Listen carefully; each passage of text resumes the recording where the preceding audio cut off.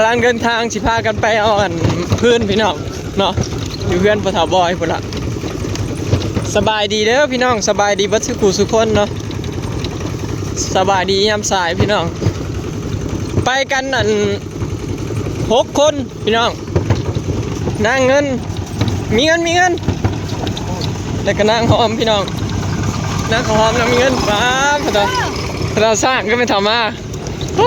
ไร่แล้วรถคันหนึ่งคนไปละจะไปแต่เสาเขาหักก็สิไปพี่น้องถือไม้ไปคล้องกับปอมพร้อมนี่คล้องกับปอมไปนำเนาะตอนนี้ได้แจ็คโตแล้วได้2แล้วนะครับใช้เอากับปอมมาบังดูเนี่ยจอดบักทุเนียดนี่กระเป๋ากาดิใช้กระเป๋ากานะอย่าปากเอาถือเอาถือไ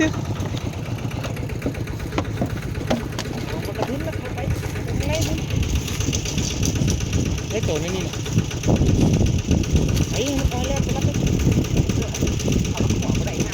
โอ้ยเขาลักหัวเขา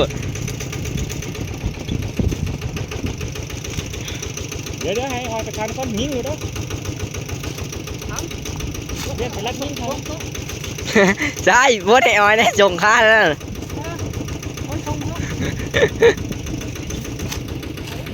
เรียกไปทางคุณ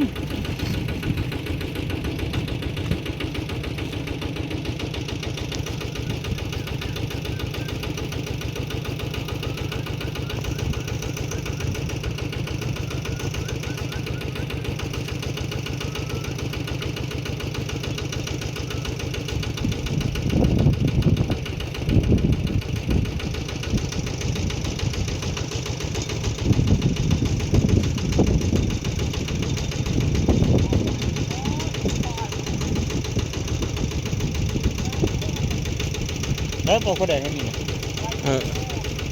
ลงหรือเปล่า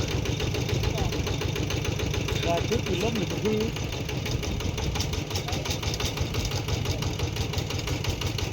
เห็นเยอะ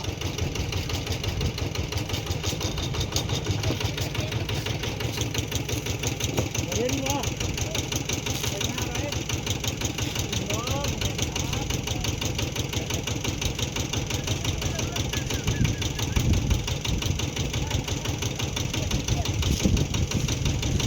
ลาดบุรคาง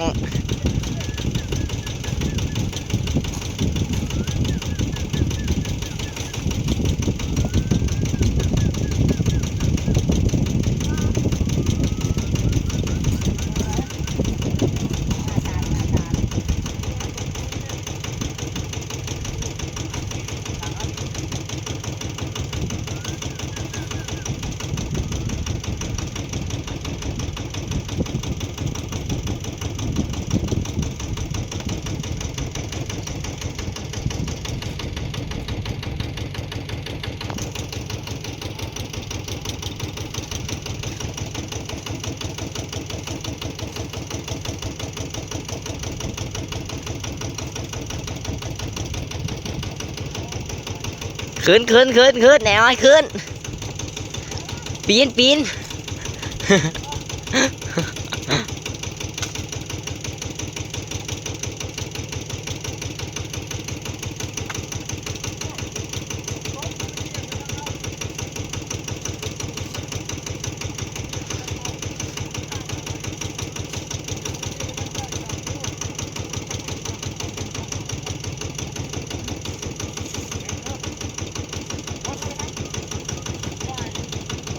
ที่สุดท้ายทหารละขึ้นไปจนหอดปลาย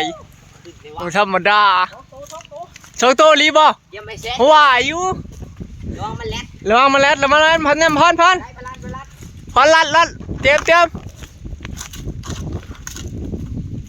รอลุ้นพี่น้องสาวเราขึ้นไปแป๊บเดียวพัก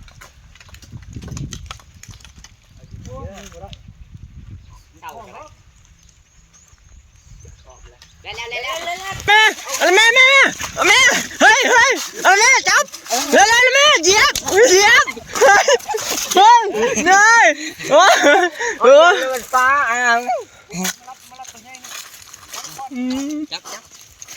ได้แล้วกระป๋อมกา จำรัดตัวใหญ่ได้แล้วตัวหนึ่งพี่น้อง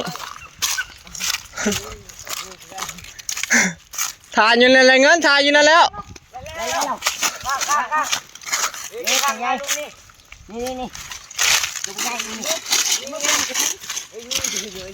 ทิมลงมาบักทุนหัวห้อย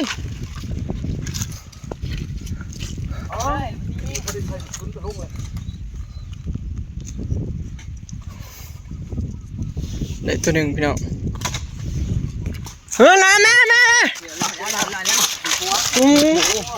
ตัวใหญ่ตัวนี้ ว้าเฉพาะมันจังคือว่าเห็ดโคโลอยู่ ตัวนี้ตัว ว้า นี้ โถว้าโถใหญ่ขักลีเด้เนาะเฉพาะตัวนี้เขาของนะ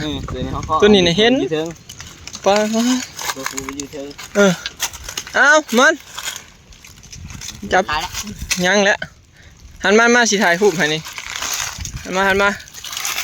1 2 3โอเคได้4โตแล้วพี่น้อง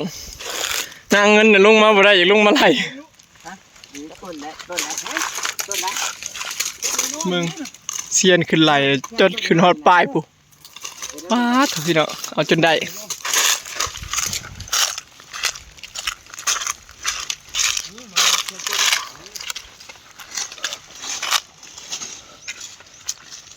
กินยากเด้อพี่น้องย่ามนี่ได้กระป๋อม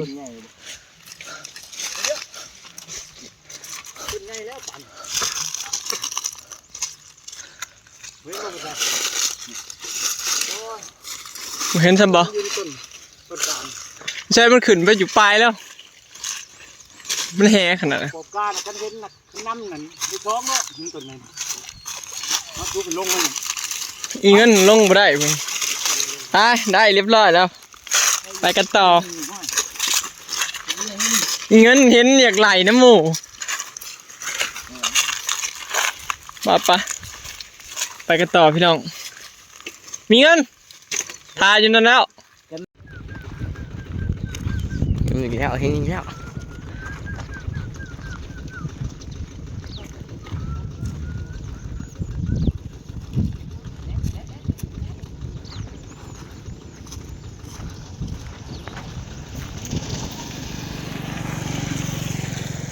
เดี๋ยวเด้อเห็ดแม่โอ้ยยิงเดิน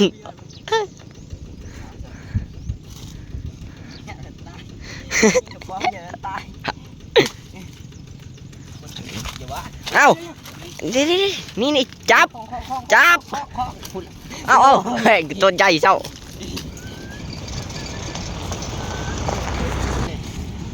นี่คือทึกๆนะ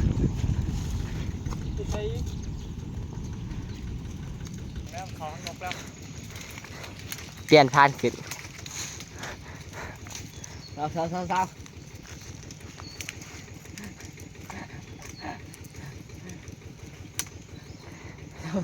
าเซิร์ช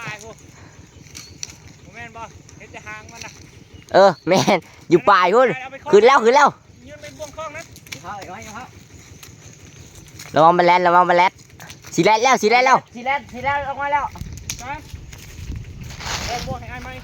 เฮ็ดแบบหักลงบ่วงมันบ่วงไงพ่อมันไปทางไหนเลยเฮ็ดแล้วนี่เอาไปเอาบ่วงสิเอาบ่วงให้เอานี่เอาบ่วงกอใบไม้บ่วงบอกเลยบ่วงกอไม้แตงบ่วงไปแล้วบ่วงกอไม้โอ้ยไปทางไหนเลยดีเลยจัง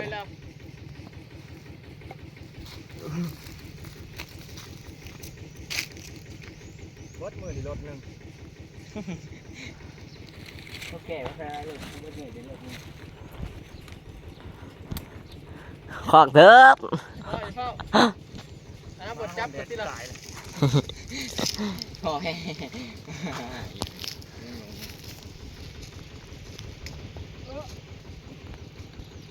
ระวังของไหม้อีกด้วยนี่มันแตกกระเดวขึ้นเลยตื่นล้มมันเก็บตัดครึ่งแล้วแรกนี่นะมันคล้องยากบ่หักคือกูหักนะนั่นแล้ว ก่อนขอม่วงก่อนโอ้ยขอม่วงแต่แท้ เขาหอกระแทะ บอกเขาม่วงแต่แท้ เอ้ยเรียบร้อย คอแก้ว บ่วงใหญ่มันต้นด้อยบ่วงใหญ่ได้แล้ว ลงได้บัดนี้นะ โหลดลงรถ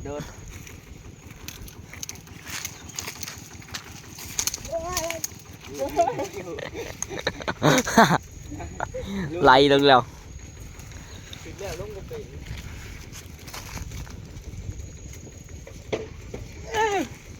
โอ้เอากินได้อีกพี่น้องเอ้ยตัวที่ห้าไปกันต่อ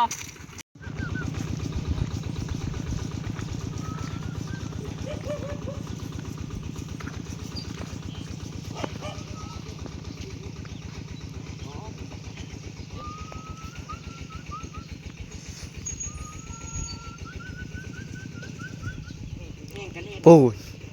ขึ้นยอดป่าอีกแล้ว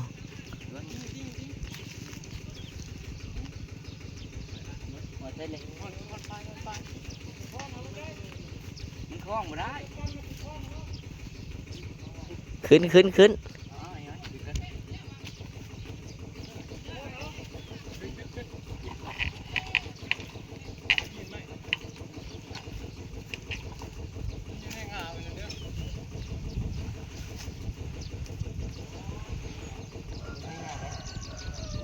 งานนั่นแหละเออนั่นแล้วเป็นไปมันอยู่ในปลายใหม่มามันออกไปทางฝุ่นเด้อทางเมืองตะวันตกขึ้นต้องงานหน่อยนึงไปเลย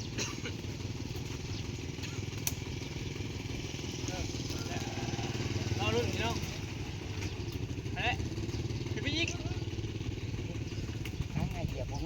นั่นแหละขึ้นไปเหยียบในงาจะเป็นจางนะ กูไม่ได้มึงของกูได้กูเห็นถึงก็ของปอกเลย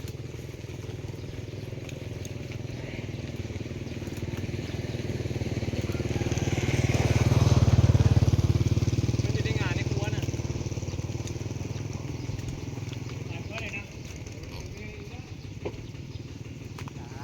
นี่โมเมนต์งานนั่นแล้วจะมีงานในครัวมึงในรังมึงนี่พี่นี่งานนี่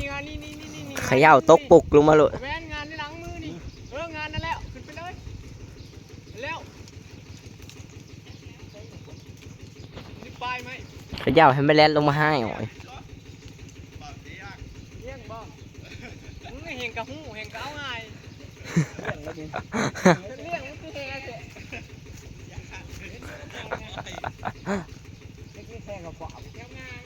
แล้วชันพี่คือว่ายังไงเยี่ยวแล่นลงมาทางนี้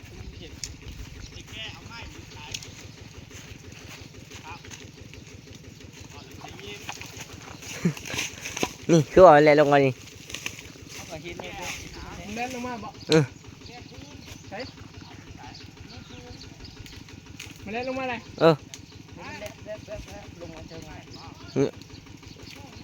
เล่นเหมือนกันทุกคน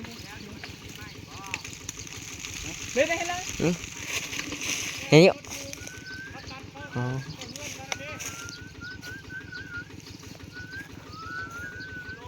นี่ใช่เลย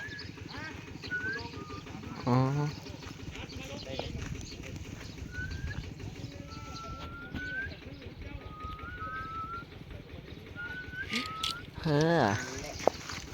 ลอยนี่ฝีมือล้วนๆไปมาแล้วไปเริ่มพอดคนใช้ทานแล้ว ตัวละบาทเลยมาทำกันดู บุ้ยตัวละบาท ตอนนี้ ค่ะเดี๋ยวให้เพิ่นยิงซะนะเมืองแน่พี่น้องนี่เซียนของธรรมดาแล้วมีแต่เซียนหัวมีแต่ใบผักขาม เฮ้ยจะเป็นมะขาม ม่วนขนาดพี่น้องไหลกระป้อมในแห้งม่วนเนาะไปกันต่อพี่น้องโอ้อีกแล้วพี่น้อง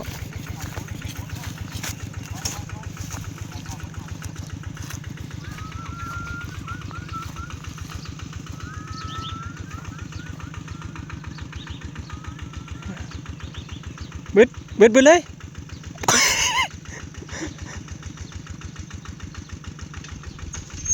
บึดยุ่มวู้เรียบร้อยใส่ตัวใหญ่อยู่ฮะมาเบิ่งดูนี่เตอะพี่น้องปมข้าวแดง อย่าหาอะไรยิ่งหรือ เขาได้ตัวที่เท่าไหร่ที่6บ่ เขาเด็กมันก็ปั๊มอยู่ ไหนไม่ได้ได้แล้วตัวหนึงได้ตัวหนึงพี่น้องสนุกนะครับเอามาโชว์มึงดูเดี๋ยวนี้กินเที่ยงแล้วนี่เก่งมาธรรมดาได้คนมันนกเขา เตียงนี่ ยิ่งใช้ไม้มันถือ คนนั้น ในตัวที่เท่าไหรล่ะกระป๋อมเขาน่ะ ได้รับ ตัวที่7บ่ได้ตัวแล้วฮอดแล้วพี่น้องไม้ก็เหลือซ้ำนี่แหละเนาะเผื่อมาฮอดนะเลาะข้องกระป๋อมจะสิเที่ยง ตอนนี้10:18 นาทีเนาะได้กระป๋อมประมาณ7-8 ตัวนะพี่น้องเนาะม่วนอยู่บ่พี่น้องเลาะข้องกระป๋อมเนาะบ้านเฮาบ่ได้สงวนเด้หากินตามธรรมชาติพี่น้องเนาะหากินตามฤดูกาลเดี๋ยวสิคนใหม่ก่อนพี่น้องเนาะวันนี้คลิปนี้ก็สิได้จบไปส่ำนี้เด้อเนาะพี่น้องคนใหม่ก่อนเนาะไปแล้วสบายดี